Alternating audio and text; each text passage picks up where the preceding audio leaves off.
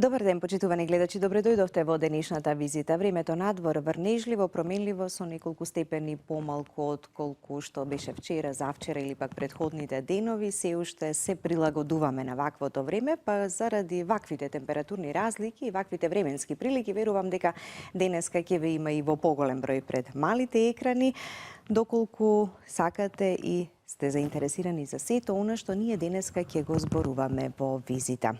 Настинките, инфекциите, вирусите, алергиските реакции, актуелни токму во овој период од годината, а најмногу страдаат, најподложни се дечињата како најранлива категорија. Почнуваме со анкетата, а веднаш потоа и со разговорот во денешната визита. Ја немам. Мојот круг на семејство не верувам дека ќе имаат. Алергични на нешто? Не. Можда на лекови, некои антибиотици сам. Иначе нови пролетни алергии немам. Полен, цветови тие работи против. Се тоа зависи од генот, знаете како е. Така да не верувам дека е тоа е природна сега модерна болест, сите се на нешто алергични на ова, на се зависи како се од кој материјал се правени, знаете. Ја на ништо. Вие дали сте алергичен на нешто? Не. Некој член од вашето семејство? Знаете да пати од нека алергија? Не сум, нема на што да бидам алергичен. Некој член од вашето семејство? Не, нема такво нешто. Никаква алергија? Не. На ништо. На ништо? Фала многу. Да ми кажете дали сте вие алергичен на нешто? Не, на ништо не сум, само што знам, не може да приметам. Носот некогаш ме тече, али не сум. Од што ви тече? Не знам, е онака, тоа сега у последно време. Иначе ја не сум алергичен, на ништо. Немам алергија. Некој член од вашето семејство? Нема. Да знаете на нешто да е алергичен? Кога доаѓа пролет, например? Ама тоа Од дрвата, од поленот? од мене тоа зависи. Професор доктор Гордана Мачевска-Баџакова, специјалист педијатар пулмоалерголог од клиничката болница Џивадем Систина, ни е денеска на визита. Добар ден, доктор Гордана, и добре ни дојдовте. Добро нашла, добар ден на сите, на тебе, на гледачите и на членовите на студиото. Така, убаво е да се слушне од вас сето она што значи алергија, алергиски реакции во детската возраст, како навреме родителите ние да препознаеме, навреме да побараме соодветна стручна помош. Постојано зборуваме актуелна тема во текот на целата година, ама дали се менуваат работите барем малку на подобро, стагнираат или пак одат на полошо? Работите се менуваат. Навистина, ние пред малку двете нешто говоревме околу тоа, а навистина ми се допадна анкетата што ја чув од неколку 4-5 души по случаен избор да никој од нив нема алергиски. Да, навистина спаѓаат во средната категорија на луѓе. Алергиските болести се во пораст, дефинитивно, и тоа не само на територија на државата во која што ние живееме во Македонија, меѓутоа сте насекаде, да кажам, едно глобален проблем. Макар да полека одредени земји кои што порано предначеа, како што се скандинавските земји, Холандија, сега кај нив се бележи еден благ пат на алергиските заболувања, како и Швајцарија, меѓутоа тоа има и зошто. Понатака може малку околу тоа да продискутираме. Во однос на алергиите. Алергиите се нешто што се целогодишно застапени. Меѓутоа, посебен акцент некако популацијата, луѓето го ги поставуваат на поленските алергии, затоа што тие имаат малку по-брз и поинвазивен, да кажам, клинички тек во однос на целогодишните алергии, кои може да ви се пропратуваат со други попатни состојби на болест и на тој начин да луѓето малку со целогодишните алергии што имаат со целогодишните алергени контакт подоцна малку доаѓаат до разбирање дека навистина го носат и се алергични на тоа. Во однос пак на сезонските, на поленските алергии, дијагнозата е далеку побрза, затоа што за една година година кога нештата ќе се јават, па следната година кога ќе се Во повторат истиот во период, оној ист така? период, веќе бараат помош и веќе се диагностиката оди многу побргу во однос на овие што се алергени присутни кои предизвикуваат целогодишни потешкоти. Така, и па и тука нешто можеме превид да направиме, значи во текот на целата година, така да лечиме едно, а да не успееме да го доизлечиме, да не знаеме кој е вистинската Да. кој е вистинскиот Знаете проблем. што, практично превидот се прави кога ќе се вирусна респираторна инфекција поистовети со алергиска болест. И тоа е за жал многу често се случува на територија на Македонија и точно заради тоа и го посветивме некаде пред 7-8 дена нашата секција, што имавме педиатриска секција, ја посветивме на проблемот на алергиите, на астматската болест и каде се наоѓаме. И не случајно, впрочем, ние се наоѓаме во оној светски месец кога ги на некој начин одбележуваме денот на астматската болест, денот на алергискиот рини, денот на алергиите. Така да не случајно и мај месец ние секогаш месец кога секцијата педиатриска на тоа го посветуваме својата интересна сфера. Именно зошто? Затоа што конкретно еве во детската популација, па тоа и во адултната популација застапено, значи нема човек, нема пациент, нема дете кое што нема да влезе во ординацијата со симптоми кои што ќе ги спомнам кои се, меѓутоа во однос на терапијата покрај симптоматската терапија или терапијата, да кажам, даден антибиотик, дадени лекови за санирање на секретот од носот, обавезно прима и лек за алергија. Тоа е оној најчест антихистаминик што го користат, што го знаат летизенот, лоратадинот, дислоратадинот, ериусот, зиртекот. Што значи, малте не детето како по дефолт на нештото, освен антибиотикот и симптоматската терапија, во ординацијата ви влегови со антихистаминик. А треба? Што значи дека на некој начин постои по мене еден вид на алергофобија. Практично, многу е убаво оваа позиционирана ваша емисија. Практично тоа и на секцијата го посочивме, тоа е во интерес на граѓаните да го знаат. Кашлицата никогаш не може да ја смирите со антихистаминик. Значи, дали е тоа лоратадин, летизен, зиртек, ериус, дислоратадин, че нема веќе да ги спомнувам, само ќе го спомнувам како антихистаминик во говорот мој во текот на нашата емисија. Значи, кашлица не можете да смирите. Напротив, можете да направите компликација. Значи, и да се работи за пациент кој што е алергичар, кој што е атопичар, кој што има алергиски потешкоти.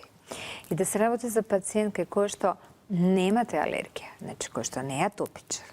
Кога имате клиничка манифестација на секреција од нос пропратена со кашлица, не смеете да дадете антихистаминик во терапијата. Значи, тоа е правило број 1 во респираторната патологија и во алергологијата воопшто. Значи, зборувам не само во алергологијата, значи во респираторната патологија. Значи, вие мора прво да ја санирате кашлицата, да ја смирите, доколку не ја знаете причината, да ја детектирате, да откриете одредени и потем, ако процените, како алерголог, да дадете антихистаминик. Ама тоа не само кај децата, туку и кај возрастните. Кај сите. Значи, зборувам за секој целата човек ќе го слушнете дека пие лоратадин или некој друг. Секој. Така? Значи, скоро имав 64 годишен пациент во петокот, кој што практично убеден дека 25 години има алергија. И кога ги направивме сите испитувања, сите нешто, видовме дека не станува збор за алергија, а човекот едноставно живее со антихистаминик во джепот. И не може самиот да си даде одговор зошто прима терапија, а симптомите се јавуваат повремено и така. Што значи? Значи, веднаш мора да направиме една дистинкција.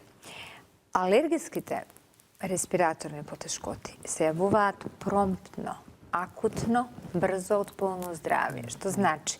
Вие сега разговарате, имате контакт со алерген, зборувам, еве конкретно ќе направам пак дистинкција меѓу полените како алергени и тие во домашната средина. Ќе кажам зошто. Значи имате контакт со алергенот, што е типот на поленот, наоѓате, например, некаде кај што на отворено се наоѓате, кај што имате контакт со некој полен на кој што вие веќе сте направиле, вашиот организам се запознал и создал одредени антитела.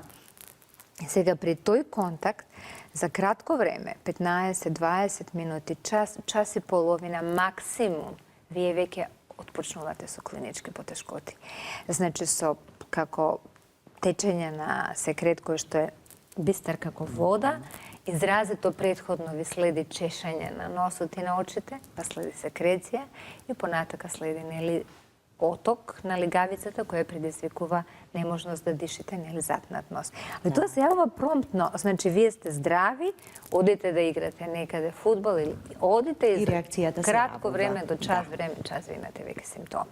Али претходно секогаш ви следи чешање. Значи секогаш ви е првиот клинички знак и симптом чешање. Кај инфекциите, симптомите се развиваат постепено. Значи, без разлика дали се работи за дете мало од година дена или 2 години или возрасен, че секогаш имате продромални симптоми. Се разбира, дете на година дена не може да ви каже мама ме боли грло. Меѓутоа вие ќе го осетите дека е повознемирено, кенкаво, помалку јаде ден-два, не сака да јаде, плачливо е. Големото дете ќе ви каже на 4-5 години мама ме боли грлото или ме гребе грлото. Возрастниот сигурно дека ќе ви каже, пардон. Така да, значи тоа се прво симптоми кои што след првични, значи некаде се отприлика околу ден-два, на тоа се надоврзува понатака секреција од нос, али таа секреција е густа секреција од нос. А тука Значи е, најпрво не ви е разликата. обоена, Бистарисцедок али и ви е густа. густа. Так. Густа, значи како пелте. Густа секреција од нос, сигурно дека проследува и кивање, бидејќи кивањето е одбранбен механизам. Значи луѓето тука ги мешаат нештата, ама како не ми е алергија кога се бајлево кивав десетина. така, она едно по друго кивање, Вирусната така? респираторна инфекција е проследена и со кивање. Да. Затоа што тој секрет што ви се создава, нормално дека организамот сака да го исфрли. И нормално кивањето е тоа. И после тек некаде третиот ден следи, ако е респираторна инфекција која може да направи кашлање, следи кашлица. Значи тука имате еден постепена клиничка манифестација на проблемите. Некогаш може да има и порасна температура, некогаш не. да. И тука е сега проблемот. Штом се јави секреција од нос, пелтеста, штом се јави кашлица и затнат нос, веднаш се вклучува антихистамини. Так. Тој страф од алергиите Тоа е не таа тера во на форма, некој ја. начин така веднаш да посегнеме по нешто за да ја смириме или да ја Да, али тука е стагнираме грешката. алергијата, грешка. Тука е грешката. Е што доколку ваквите состојби не се алергија, а се лекуваат како алергија. Што може понатаму да се Грешката случи? зошто? Затоа што вие со антихистаминикот го ја стабилизирате клетката која што го создава секретот при алергиска реакција, која го создава тој бистер водена секрет. Тоа се вика мас клетка. И вие стабилизирате неја, значи ја сушите за да не може да продуцира количина на секрет и да не ослободува таа супстанца што се вика хистамин. А кај вирусните инфекции, нормално дека вие мора да помине организамот ваш низ фази на 4 фази од контактот, па првата фаза што ја викаме кога се уште не сте болни, втората фаза и третата, четвртата фаза на реконвалесценција. Сега во тој период нормално дека клетката при контакт со вирусот создава секрет. Вие го сушите секретот со антихистаминикот, кој што не е чист. Тој сепак во себе содржи токсини на вирус. Значи, тој треба да излезе од вас. Значи, во секретот од овод носот, што го имате првичните 2 до 3 дена при контакт со вирусниот инфект, вие имате една детритусна маса на вирусни токсини внатре и вируците клетки. Вие ги сушите и ги лепите на лигавицата, на носот, или ако почнете да кашлате на лигавицата на вашето дишно стебло, на душникот, на трахејата, на бронхите, и тука создавате едно прекрасно, за жал, милие, каде што бактериите кои живеат и кои што ги викаме сапрофити, значи живеат во нас, во здрава состојба не ни прават проблем. Али кога имаме некој вирусен инфект, имунитетот локален паѓа и општиот паѓа, да тука тие сапрофити кои се домакинети стануваат патогени. И лесно, може многу лесно да се накалемат и од една обична вирусна инфекција да дојде до вирусно-бактериска, која првично ќе ви се манифестира со промена на крвните наоди на крвните анализи, поrast на leukocitiona, познато ЦРП, кој што мајките и сите возрастни ги фаќа паника. Тој е првиот биохемиски параметар дека веќе бактерија почнува во вашиот организам и тука веќе се оди повторно антибиотикот, симптоматска терапија и антихистаминикот. И со давање на антихистаминикот во комбинација со антибиотикот, вие немате разрешување на проблемот. Ви имате само едно мало смирување. И ќе ви дојде кај вас родител кој ќе ви каже, ама моето дете веќе кашла, примаше 2 типа на антибиотици, 20 дена кашла и вие ќе го прашате, му даваш ли попат на тоа? Да, сигурно за тоа што се мисли дека е алергија. Тука е грешката. Че секогаш уште еднаш ќе става вака само како црта и ќе прекинам конкретно на ова, че прво мора да ги решите симптомите. Значи, симптом пропратен со кашлец, со секреција, немојте веднаш да давате антиалергиски лекови. Решите ги симптомите прво, со симптоматска терапија одредена, побарајте контакт, пулмолог, алерголог, ако сте исплашени или ако ви се повторува тоа многу често последните 3 до 4 месеци и разрешете дали имате или немате и кога треба да ги вклучите лековите за алергија, за да ви помогнат. За да помогнат, а не да ја искомплицираат состојбата, па детето постојано да биде нели со некаков проблем или влегува и возрастниот, и детето влегува. Јас викам како еден стар кајмак, само се напластуваат проблемите и потоа веќе ви се менува и бактериската флора. Еднаш ќе додете спаничен и изолирана една бактерија, после 20 дена лела изолирана друга, од каде? После 30 дена изолирана трета или се повторила првата. И веќе се создава еден страшен немир во семејството, практично, кој се отсликува комплетно на родителите и на детето. Иако е детето кое што е на возраст од 4-5, кога веќе ја осознава својата околина, веќе му правите на детето страф од се, од болест, од се. И веќе создавате утре постојано е на некакви испитувања, една индивидуа која ќе се плаши и една со можност за фобии. Така да, значи, добра, точна диагноза и разграничување. Дали станува збор за едното или за другото и што да се преземе, така? Основно нешто.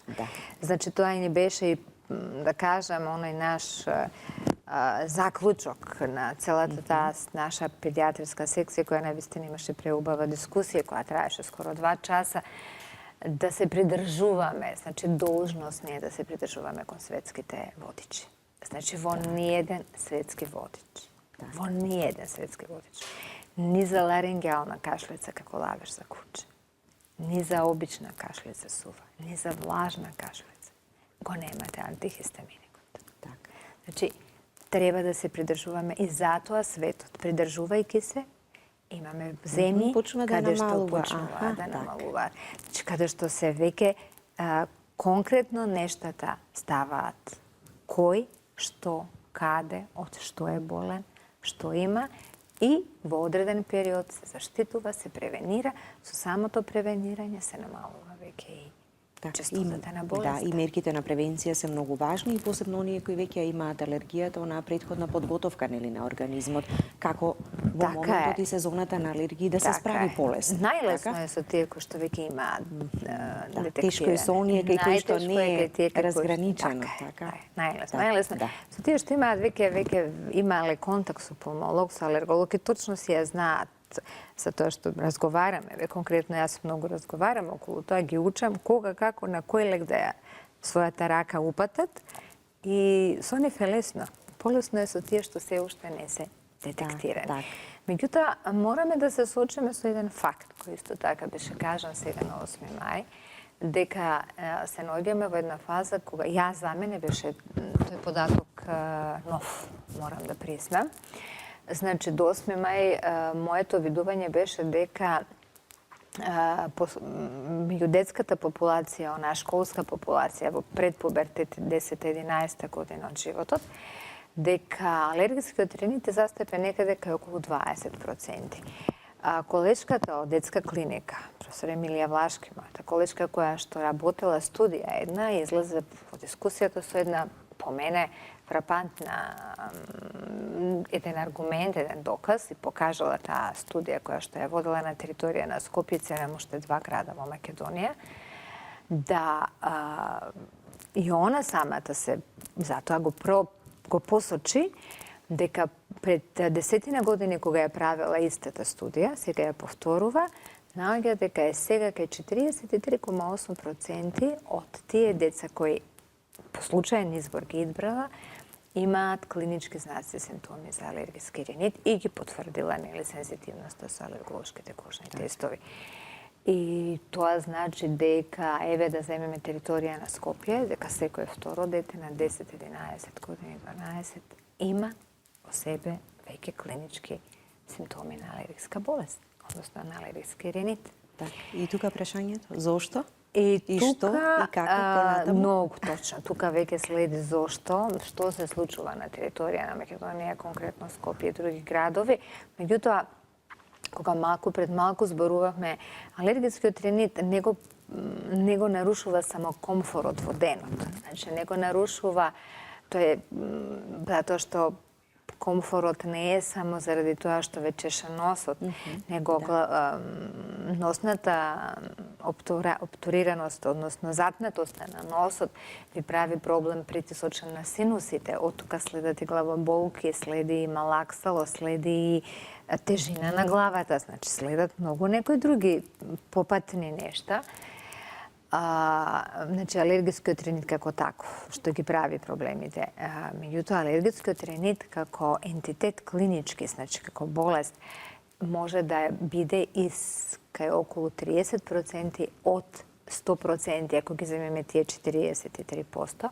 Значи, 30% од нив развиваат периодот од следните години алергиска астматска болест. Што значи, алергискиот ринит е вовед, може да биде, не кај секој индивидуа, значи затоа посочив од 100 кај 30% воведува алергиска астматска болест. Што значи брзото детектирање и адекватното превенирање на потешкотиите, на тој начин ви се пак вовед во неможност за развој на толкав процент на астматска. И јас не викам дека и превенираните не можат да развијат. Можат да развијат. Меѓутоа, сепак, за да развиете одредена осетливост на долните партии, значи на бронхите, а веќе имате предходно развиен алергиски ринит, сепак треба да имате и една посебна, ние го викаме тоа лекарите, фенотипска особеност. Значи, како што ни се бојата на кожата, бојата на очите, бојата на косата, фенотипска особеност. Така да мора да имате и фенотипска. Јас викам уште од врата, работејки, вие го точно насетувате атопичарот кој што пред вас ке седне. А фенотипот го покажува практично генотипот. Значи тоа што внатре, во вас, во клетките го носите, како потенцијал, материјал генетски, за да се... Меѓутоа, повторно не е пак се така лесно и не е се така едноставно. Зошто? Затоа што баш тоа сега им посочував на колегите на 8 мај, некаде пред неполна една декада е мапата, генетската мапа за алергиските болести скоро нацртана, да кажам. И учествуваат повеќе од 30 и нешто, скоро 40 и нешто гени. Значи, можете да замислите, во кои се тие можни комбинации што можат да се направат, и затоа викаме алергијата нема едно лице. Има многу лица. Така, да. Да ги слушнеме сега и гледачите и нивните прашања и советот и препораката што ќе го добиете од доктор Баџакова. Добар ден, повелете. Добар ден.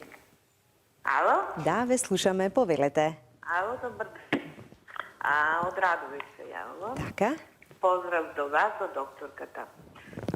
Благодариме. Сега малку од порано. Па пред 30 години, да речам, кога се мажев, имавме тогаш перници од Тердов.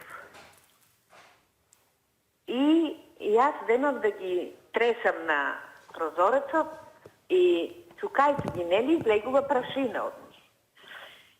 И јас сум во подминати сега години, нели? 63-4. И почнав да не можам да дишам. Тешко дишење. Едва и дишам. И при рака ми се најде тогаш лидаприм, од јас страдав од крајници и се напив право 2 таблети лидаприм. И ми се санира тоа, тешкото дишење. И право кивавица, секрет од носот, очи отечени, солзени. И тоа помина. И сега пак ми се јавува, ама во друга форма. За нова година баклава шо правиме и почнав да јадам баклава, нели? И така устната ми отече, тука нешто како топка на страната. И одам на доктор и ми вика, може би ти одоревите од баклавата, и ми дава цитеризин да пием. Прво лидаприм, после ова не карборатидин, потоа цитеризин. И снема го тоа, после известно време пак ми се појавува. А не јадам ораси или кикирики, ми рекоа да не јадам. А јас помислив, одам во подрумот да земам дрва или да цепнам некое дрвце, дали од прашината можно е пак да ми се појавува истото. Оток, устната ми отече и пак се напијам цитерезин, после нели неколку дена или како на 2 недели ги пие, после пауза, па пак ми се појаве. И... Така, да. Ви благодарам за јавувањето, доволно беше ова. Убаво. Многу убаво. Ни објаснивте препораката и советот од вас, што ќе биде, доктор Баџаков? Па да почнеме од почеток. Практично со тресењето, нели, кога била госпоѓата помлада, во пердовите и секаде кај што спиеме, нели, кај што лежиме, и душеците, и заглавките, и односно и перниците, се ослободуваат од нас во текот на ноќта одредени епидермални клетки од косата, од капилициумот, од кожата, кои што се база за да живеат одредени алергени од типот на, ги викаме, дерматофагоидеси. Меѓутоа можат и некои мувли да почнат да живеат и практично вие секоја вечер легнувајќи, спиејќи, полека станувате сензибилизирани. Ако го носите секако генот за алергиска манифестација и после период на време, еден миг, веќе почнува да се јавува клиничка болест. Точно многу убаво кажа, кивање, оток на очите, на чешање, тоа пред 30 години, но тоа не се тоа смирило од лидапримот. Тоа се смирило затоа што госпоѓата се тргнала од контактот и, како што на почеток реков, акутен проблем. Значи за 15-20 минути, половина час при контактот се јавуваат клиничките симптоми кои зборував за поленозите. Овде исто, ако вие постепено сте се сензибилизирале конкретно на домашна, на дерматофагоидот или на блатела, на бубашваба или на некоја мувла, при контакт со голема количина, како под дошт кога сте, вие ќе ги манифестирате клиничките симптоми промптно, значи за 15-20 минути вие ќе ги имате. Така да таа се оддалечува, клетката која што ја споменав пред малку мас престанала толку да ослободува хистамин и симптомите се смириле, а не од тие 2 таблетки лидаприм што ги испила бактеримот. Во контакт со алергенот. Така. Да. Ова што сега и се случува, практично, госпоѓата носи во себе генетски потенцијал за алергиски болести. Нели реков јас, алергијата нема едно лице. Значи, алергиите имаат, за жал, многу лице. Алергијата на храна, на хранителни намирници и во светски размери е во подем и на територија на Македонија во подем. Што значи, ако некаде беше застапена честота и кај детската популација некаде 8-9 година околу 3-4%, сега е некаде околу 8%, а после адолесенцијата, после 25-та година, некаде 25-30%. Што значи? склоноста кон алергија на хранителни намирници расте, не се намалува со возраста. А порано, зашто сметавме и акцентот го стававме дека ќе го надмине тоа детето. Да, ќе го надмине на алергијата на протеините од млеко, например. Деца што ви манифестираат алергија на млеко во првата година од животот или алергија на делови од жолчка, белка од јајце, кои што се најчестите алергени затоа што први со нив се запознаваат, нели? Да. Тие ќе го надминат, го надминуваат најчесто тоа после 2 до 3 години од животот. За јајцето може и да го носат со себе, а можете и да го надминат после 4-та, 5-та. Меѓутоа, што се случува? Се случува промена на квалитетот на нашата исхрана. Имено, намирницата, како намирница, например, било која намирница, еве да го кажам, јаткастите плодови. Кога вие ќе ги извадите од јатката, дали е торев, дали е лишник, дали е бадем, дали е индиско ревче, дали е, што знам, било кој нели јаткасти плод, сусамот овде го става. За да ви стои како произведувач или како продавач, за да ви стои и да можете да го пласирате, мора да го заштитите. Го заштитувате со одредени хемиски супстанции. Тие хемиски супстанции со кои што ги заштитувате, за да можете да не ви фатат мувла, да не ви фатат. Тоти ставете го вие, отворете го и ставете го, вие ќе видите дека за период од време како дома, за 2 до 3 недели, 4 веќе вие не можете да го користите. А ова трае. Се што трае, значи мора да биде заштитено, али тоа не е заштитено природно, тоа е заштитено со хемикали. Се што се случува? Внесувајќи ги постепено, вие јадете бадеми, лешници, кикири јадете. Внесувајќи, вашиот црн дроб, период на време, има моќта да ги чисти, да ви го чисти организамот од токсините, тоа се отрови. Значи има. Ама Еден миг ви кажува не можам повеќе. И ви манифестира уртикарија, ви манифестира оток на уста, ви манифестира црвенула на кожа, ви манифестира задебелување на јазик. И сега што се случува? Ви ќе бидете на антихистаминик и практично после пак почнувате. Второ нешто, може да не се работи само на јаткастиот плод. Може вие истовремено внесувате нешто друго што е исто така имбибирано со одредени хемикали. Например, јас знам да кажам, се што има рок на трајање подолго 10-15 дена, со сигурност има конзерванси и пест. Значи, кажувам на родителите, еве, направете си дома сок од портокал и оставете го во фрижидерот. Дали ќе може повеќе од 2 до 3 дена? И родителите па не може. Ама пишува. Тоа точно дека пишува, може би маркетиншки е лош ова што го кажувам. Меѓутоа светот многу го зборувал ова и затоа Шведска, Финска, Холандија, Швейцарија зборувајќи го, ги освестија нештото, ги освестија и произведувачите, практично и луѓето, да на тој начин ги намалија алергиите како таков проблем. Отокот на устата, отокот на јазикот, вие веќе вторстепенна клиничка манифестација на алергиска болест. Значи, третиот може да завршите лошо, може да биде кислородно зависно и може да ви го одземе животот. Значи, со алергиите нема играње. Без разлика, значи треба да се преземат одредени чекори и произведувачите да бидат задоволни и продавачите да бидат задоволни. Меѓутоа и консументите од другата страна да бидат заштитени. Че тоа може, светот тоа го направи. Реакции, така да. Време е за реклами, продолжуваме по рекламите за да ви доделиме и подарок и да го заокружиме ова денешно издание на Визита. И веднаш по рекламите, вторник е денот кога ви доделуваме подарок Вендоксин за здрав и лесен чекор.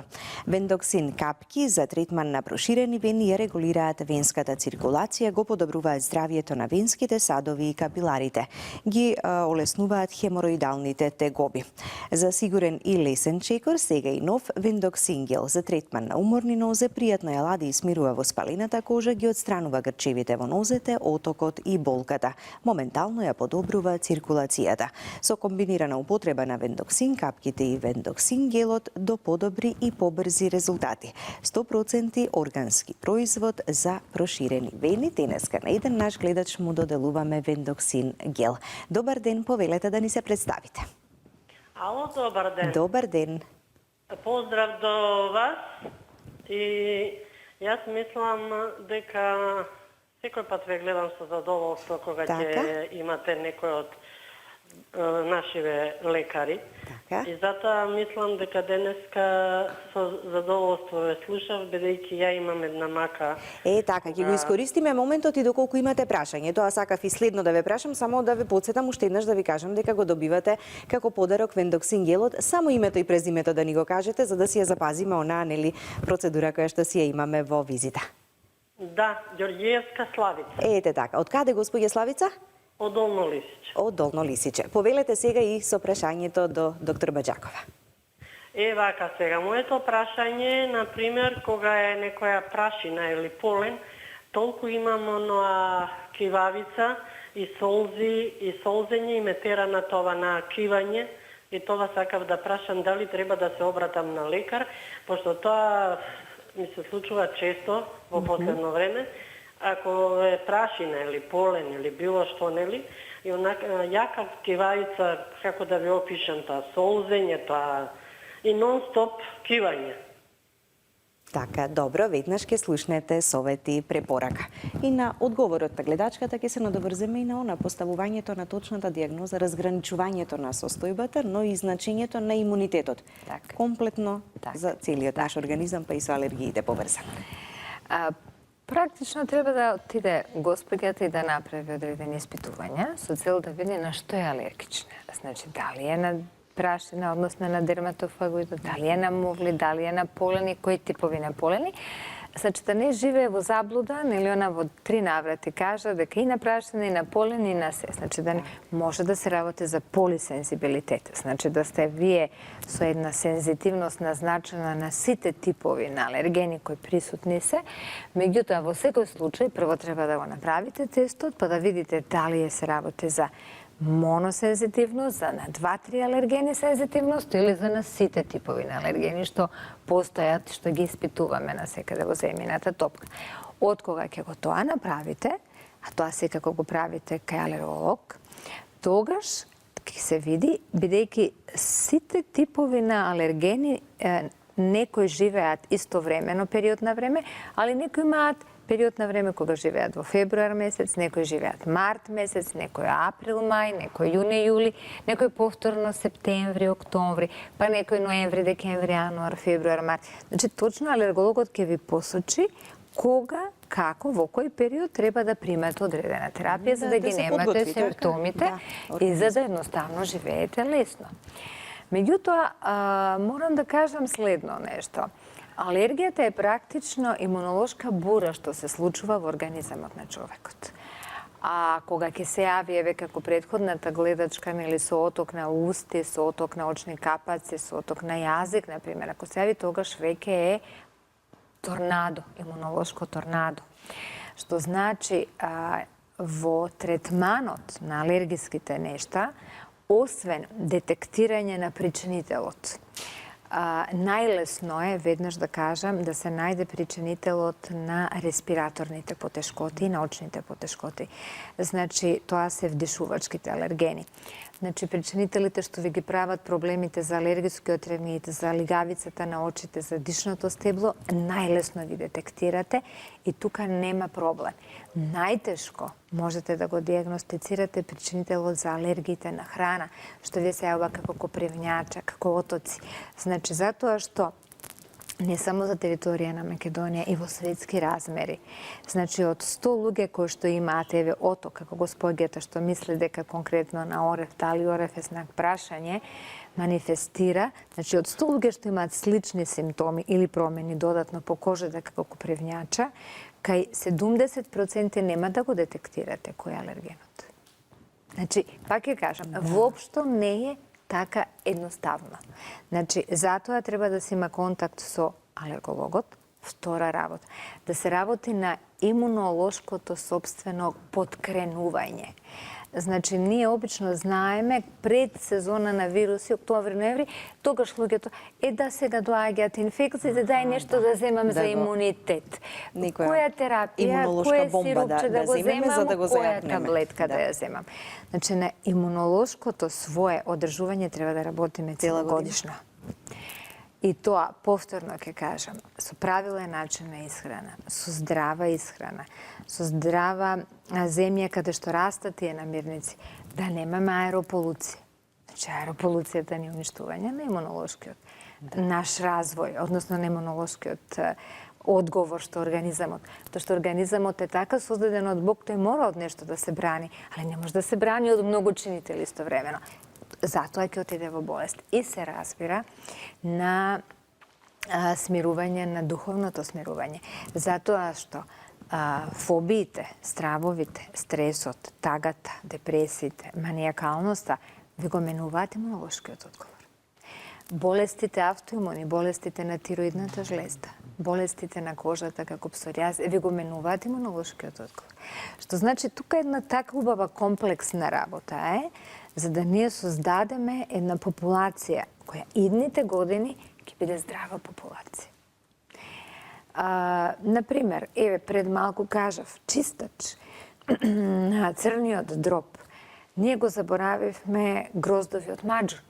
Значи, чистач на црниот дроб. А црниот дроб ја викаме првата година на медицина, значи го викаме биохемиево, значи тој кој што не е биохемичар, значи чистачот на се што поминува низ нашето тело.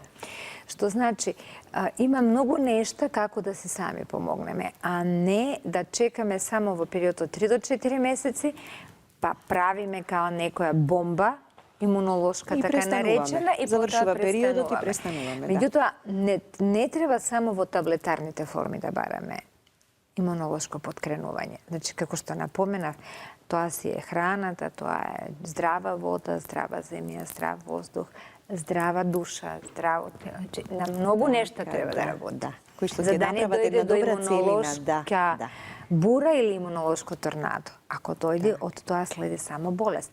Може алергија, може автоимуна болест, може малигна болест. Значи, бурата и торнадата не можат да завршат без болест. Така. Оној кој што немал алергија и не знае всушност како изгледа сето тоа, Така и е. можеби и малку поинаку гледаме на сето тоа, Тоа е како нормално. уште еден Тоа е проблем нормално. здравствен, да. Тоа е нормално. Кога ќе се соочите со таквото нешто, дали лично за возрастниот, дали лично за детето негово или пак за внучето, така не е воопшто едноставно. Не е воопшто така? едноставно. Со години, нели да Мислам дека барате. ќе го завршам повторно со она што го кажав. Ако пред 10 години 20% алергискиот ринит, ако е сега на територија на Скопје 43, значи воопшто прашање на време е кога само кај вашата врата ќе чукне некоја алергиска форма на болест. Само прашање на време. Ништо друго. И Ако сега- се продолжи, Ако се продолжи вака, и се сетив на еден дел од вашите многобројни интервјуа во која велите секој четврти македонец има алергија, а се повеќе од година во година се зголемува бројот на алергиски ринитис за кој што изборувавме и во детската популација, па уште повеќе загрижува податокот што веќе од 3-4 годишна возраст децата се соочуваат со со некаков поленска тип алергија. на Да, алергија. што порано беше после 7-та година, а сега веќе на 4-та година имаме поленска алергија кај деца, што значи дека потенцијалот генетски брго им го разбудуваме. Значи, треба да работиме со имунолошкото созревање, да работиме на тој потенцијал, да го заспиеме, јас знам да кажам. така. Да го носиме во себе, ама да го Ама да не му држиме дозволиме заспан, да не му изреагира, дозволиме така. да изреагира. Да. Ви благодарам што ни бевте на визита. Молам и на вас што ме поканите.